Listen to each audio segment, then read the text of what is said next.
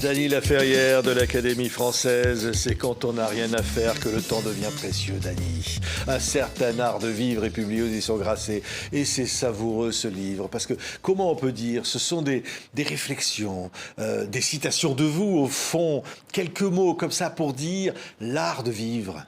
Oui, ce sont des réflexions, des haïkus, des descriptions un peu apparemment hâtives, mais il n'y a rien qui bouscule dans ce livre. Même si au cœur de ce livre, il y a une petite douleur. Le narrateur vient d'être quitté par sa belle Oki et il va dans une capitale, dans une ville étrangère, d'un pays inconnu et tout à fait pour cuver sa douleur, si l'on peut dire.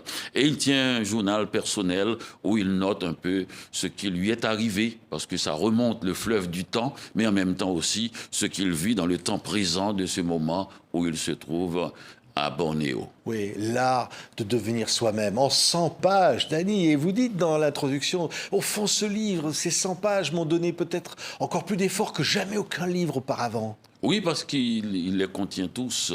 Et c'est à cela que je voulais arriver à ce livre. Il faut dire que quand je rencontre des gens dans la rue, le plus souvent, ils me disent « Monsieur Laferrière, je vous écoute à la télévision, j'adore vous écouter, mais c'est étrange, je ne vous ai jamais lu. » Je me suis toujours demandé pourquoi.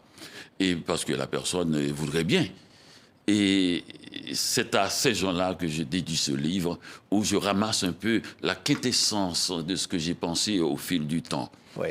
J'imagine le temps comme un fleuve. Je ne suis pas le premier. Héraclite l'a fait. D'ailleurs, je l'ai noté dans ce livre en disant à la fin, Héraclite, quel succès. Et sa réflexion de comparer le temps à un fleuve qui coule dans les deux sens, comme disait Borges, le chemin qui descend et le chemin qui remonte, c'est ça la vie.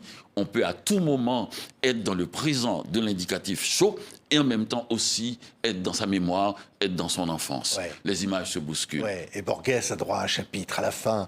Il est là, il est présent et c'est fort. Il est présent, il est tout simplement là. Je voulais dire que je ne veux plus commenter, plus expliquer, plus analyser Borges. Borges me suffit. Et ce qu'il a dit, des choses toutes simples. Et par exemple, au début de son précis d'autobiographie, il parle des deux catastrophes de sa vie. Personne ne songerait à citer la célébrité comme une catastrophe. Il dit la célébrité comme la cécité m'est venue un peu tard. C'est d'une élégance absolue. Il ne se plaint pas d'être devenu aveugle. Il ajoute même que vers la fin, le jaune m'est resté fidèle jusqu'à la fin. Oui. Lorsque vous dites, Dany, quand vous rencontrez quelqu'un qui dit « je ne vous ai pas lu » et vous dites dans une des réflexions, au fond, il me lira dans une autre vie. Oui, tout à fait. Au fond, il n'y a pas de limite au temps. Dans ce livre, il n'y a pas de limite au temps et on peut, de temps en temps, le narrateur fait un saut à côté de cette vie et il parle même qu'il pourrait rencontrer Oki qui vient de le quitter et dans une autre vie, dans un autre temps, dans un autre espace, et parce qu'il refuse de sortir, il fait trop noir dehors sans elle. Mais en fait, il voudrait dire, il fait trop noir à l'intérieur de lui et sans elle. Et cette douleur qu'il veut cuver tout seul à une serveuse de cette ville inconnue, Bornéo, et qui lui demande ce qu'il a, pourquoi est-il si triste. Il répond, je veux vivre cette douleur seul, en solo. Je suis venu pour cela. C'est vrai que c'est très rare qu'on fait face à sa douleur. Généralement, on essaie de la diffuser dans la nature, dans les réflexions, dans les beuveries, dans les cafés, dans le bruit, dans les rencontres. Et là, il y a quelqu'un qui choisit d'aller dans une ville inconnue pour ne rencontrer personne à qui se confier, pour pouvoir vivre ce moment qui est aussi fort. Parce qu'il dit, se rapprocher de quelqu'un comme s'éloigner de quelqu'un, c'est quelque chose d'aussi mystérieux. Oui. Il y a l'art d'être Borges, bien sûr, l'art de vivre, évidemment, l'art du retour, l'art d'être nu dans une baignoire rose, comme vous l'avez dit, Dany. Et puis, finalement, l'art de vivre à l'horizontale. C'est vrai que le personnage à Bornéo, il est dans cette baignoire, il lit dans la baignoire ou dans son lit. Comme Alexandre Oui. le Bienheureux.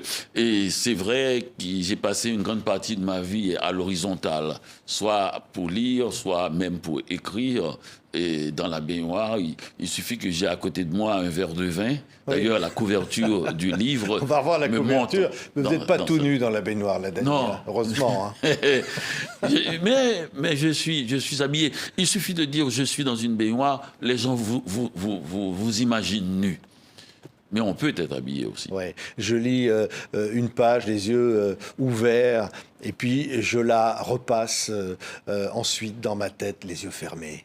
Les enfants font ça, beaucoup, et les grandes personnes aussi. Nous lisons les yeux ouverts, bien sûr, on ne peut pas lire autrement, mais pour essayer de pénétrer la phrase, ou pour essayer de jouir de tout ce que propose cette phrase, il faut fermer les yeux pour enlever toute distraction autour de soi. Oui, la première frontière qu'un enfant traverse souvent clandestinement, c'est bien celle qui relie la nuit au jour. Oui, on oublie qu'il y a une frontière. Il y a une frontière, et j'ai pensé en écrivant cette phrase à Thalès de Milet, et qui, devant la grande discussion de savoir si la nuit venait avant le jour ou le jour avant la nuit, et qui a fini par conclure de manière très scientifique, la nuit est en avance d'un jour. Oui, le ciel est devenu si bas que n'importe qui est capable de décrocher une étoile pour la piétiner à sa guise.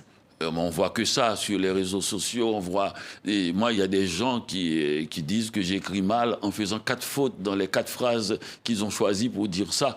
C'est-à-dire, on n'a pas besoin de savoir écrire pour vilipender quelqu'un sur son style. Et le ciel est devenu si bas. Mais en même temps, nous savons très bien que le temps finit par effacer et toutes les insultes sur la face de la littérature. Et que ce don des morts, comme disait Daniel Salnave, et que sont les livres, et il ne faut pas l'oublier, une bibliothèque est un cimetière où des écrivains morts depuis longtemps nous parlent et avec qui on dialogue. C'est-à-dire, la mort est présente dans la littérature, mais elle est vivante. Oui. Le dictateur m'avait jeté à la porte du pays. Pour y retourner, je passe par la fenêtre du roman. Ah ça, oui, c'est vous, Dany. C'est tout à fait. Ouais. C'est ce que j'ai vécu. C'est-à-dire, le dictateur est toujours jaloux de l'écrivain. Et parce qu'il aimerait bien gouverner un pays qui soit complètement à sa botte. Et il imagine que la littérature, le roman, l'écrivain tient à sa botte tous les personnages et qu'il fait régner une harmonie à travers de l'œuvre et qu'il en vit comme il en vit une orchestration musicale. Mais c'est faux. C'est faux, les personnages nous échappent. Il y a des coups d'État militaires à l'intérieur de la syntaxe. Et nous sommes pris à des tremblements de terre, nous sommes pris à des tremblements de cœur aussi. Nos personnages ne veulent pas nous obéir. Et même les mots, il suffit qu'un adjectif s'installe au milieu de la page et refuse de bouger. Même si il crée un désordre, même si sa place est fautive. Ouais. Eh bien, c'est tout cela et que nous avons, nous les écrivains, donné l'apparence d'un certain calme, d'une certaine sérénité qu'on aimerait bien que les dictateurs aient aussi. Oui, l'exilé, tiens. L'exilé, cet étrange animal qui vit hors de sa terre natale et se nourrit des souvenirs périmés. C'est dur un peu. C'est ça, ce sont des phrases comme ça, Dany, qu'on trouve dans ce livre. Ce sont des mots, c'est des expressions, sont des... Voilà, il y a des petites histoires. Et au fond, il accroche à chaque fois comme ça, comme quelque chose qui vous... En fait, on veut savoir la suite, le pourquoi de ce qui démarre cette histoire. Oui, c'est vrai qu'on a l'impression qu'à chaque fois, on est pris au milieu d'un récit et que l'auteur nous donne un peu le résumé de cela. Mais en même temps, ce n'est pas tout à fait des résumés. Il y a une dynamique dans la phrase, une fièvre, un feu, et qui permet à la personne de prolonger ce qui a été dit et de s'en faire, disons... Vous savez, dans une page extrêmement bien construite, longue, 10 pages pour exprimer quelque chose, on finit par maîtriser tout l'espace. et ne laisser rien au lecteur. Dans une phrase comme ça, le lecteur peut, puisque les pages sont écartées, les phrases sont écartées, les maximes, et on pense aux très grands d'ailleurs, à Bachot, et dans le haïku, à La Rochefoucauld ou à Chamfort, eh bien, il donne la possibilité d'une respiration. Vous savez, écrire, c'est comme la musique. On dit que le silence qui suit la musique de Mozart, c'est encore du Mozart. Et il y a des écrivains qui sont si bavards et qu'ils continuent à parler quand le lecteur voudrait bien s'arrêter pour méditer ce qui a été dit. Et il ne s'arrête pas. Et donc, j'ai voulu essayer de tenir compte du silence et du moment de méditation du lecteur en laissant des espaces blancs à l'intérieur. En fait, Danny, je vous pose la question, vous n'écrivez que sur l'identité, et là vous répondez, je n'écris que sur moi-même, n'étant pas toujours le même. Oui, je crois que je n'écris jamais sur un concept, à partir d'un concept. Je l'ai dit, la vie n'est pas un concept, car il y pleut parfois. S'il pleut, c'est que c'est vivant. Et je crois que l'être humain change constamment. Et si on ne change pas, les autres, eux, changent. Et nous change. Donc on est toujours en constante combustion, c'est vrai, mais en constante interrelation. On ne peut pas être à l'écart. Celui qui est à l'écart, il est complètement dans le mouvement. Parce que son immobilité fait percevoir la vitesse de l'autre. Celui qui reste et qui ne quitte pas son bled, eh bien, il est complètement dans le récit parce que c'est à lui et que le nomade va raconter l'histoire. Et il n'y a pas de récit de voyageur s'il n'y a pas la rencontre entre les nomades et le sédentaire. Et si l'un ne raconte pas à l'autre son voyage. Mais j'ai voulu dans ce livre voir s'il était possible de raconter l'immobilité aussi. On pense toujours que c'est celui qui part qui a un récit de voyage. Ouais. Celui qui reste assis comme ma grand-mère sur la galerie et offre du café aux passants a un récit de voyage. Parce que le voyage intérieur, je l'ai dit dès le début de ce livre, il est aussi important que le déplacement, ce voyage intérieur, parce qu'à quoi bon se déplacer souvent pour voir des choses que l'on pouvait voir tout près de nous. Oui, et quand la télé s'allume, je sais que quand la télé s'allumera, la guerre reprendra. Et ça nous ramène à l'actualité, cette guerre dont on a du mal à croire qu'elle continue quand nous ne la regardons pas. Et au fond, c'est aussi ça, le monde qui frappe à la porte. Le monde frappe à la porte et puis aussi, on reste trop souvent devant la télé à la regarder et qu'on devienne une sorte de prolongement. On a l'impression qu'on porte la télé en soi. Si on s'en va et qu'elle s'éteint, on a l'impression qu'il n'y a plus de guerre. Et quand on revient, quand on ouvre la télé à nouveau, on voit que la guerre se passait, continuait sans notre présence. Et ça nous fait un choc émotionnel de voir que les gens continuaient à tuer quand nous étions allés simplement prendre un verre au café du coin. Et je crois que c'est notre situation contemporaine, c'est notre situation moderne, de cette immobilité qui n'est pas, disons, féconde, et qui fait qu'on croit que tout ce qui se passe en dehors de notre salon n'existe pas, ou qu'on croit que si on regarde la télé, c'est qu'on intervient d'une certaine façon sur ce qui se passe. Non, je ne crois pas qu'on intervient parce qu'on regarde la télé. Vaut mieux ouvrir la fenêtre. Oui, d'ailleurs, c'est dit dans le livre. À trop regarder la télé, on finit par croire qu'on peut agir sur un événement qui se passe hors du salon. Or, c'est pas vrai. Non, c'est pas vrai du tout. Je crois que dans certains cas, vaut mieux ouvrir la fenêtre et pour regarder les gens, pour savoir que tous ces gens qui sont aussi imbibés d'images comme nous, et ce qu'ils font quand ils sont dehors dans la rue. Nous sommes imbibés d'images, mais n'oublions pas que nous sommes imbibés aussi de crépuscules, de couchers de soleil. Je me suis posé la question, que font tous ces crépuscules logés à l'intérieur de nous? Je voudrais savoir comment ils arrivent à nous transformer et comment cette joie, cette beauté qui nous anime, toutes ces beautés que l'on voit continuellement, simplement à marcher dans la rue, et comment ils ont un impact sur la société qui nous entoure. En un mot, si je suis heureux, est-ce que ça change l'atmosphère? Oui. Et quand tout tombe, il reste la culture. Ça, c'est la phrase. Ça, c'est une phrase. Qui restera peut-être de moi parce qu'elle a été dite dans un moment dramatique, le lendemain du tremblement de terre de Port-au-Prince. une journaliste, Chantal Guy, de la presse de Montréal, m'avait demandé ce que je pensais de tout ce qui se passait, de ces 300 000 personnes couchées par terre qui ne se relèveront plus, et de ces encore plus nombreux blessés et qui sont dans les hôpitaux et un peu partout. Et j'avais répondu, quand tout tombe, il reste la culture. Elle était très étonnée, elle pensait que ce n'était pas assez dramatique pour un événement aussi terrible et que la culture ne pouvait pas nous sauver d'une situation aussi tragique. Eh bien oui, j'avais raison, parce que c'est la phrase qui est restée en Haïti pour définir l'après du tremblement de terre. Quand tout tombe, il reste la culture. Oui, et puis cette phrase d'Annie Laferrière. Au début, je croyais que mes livres venaient de moi, et pour découvrir enfin que je viens de mes livres. Oui, mais ça, c'est le temps qui le fait. Les livres nombreux que j'ai écrits malgré moi, toutes ces veilles, toutes ces nuits et d'angoisse et d'insomnie ou de joie, toutes ces joies explosives et d'avoir pu faire surgir au bout de mes doigts une fleur nouvelle et tout ça sans regarder ma montre, ni le calendrier, ni l'agenda, sans savoir que les jours se succèdent, les mois, et brusquement de me retrouver à 70 ans aujourd'hui avec ce mince livre et pour rappeler les jeunes poètes de 13 ans de mon adolescence et qui avaient déjà un sens aigu de la beauté et de la tragédie. Oui.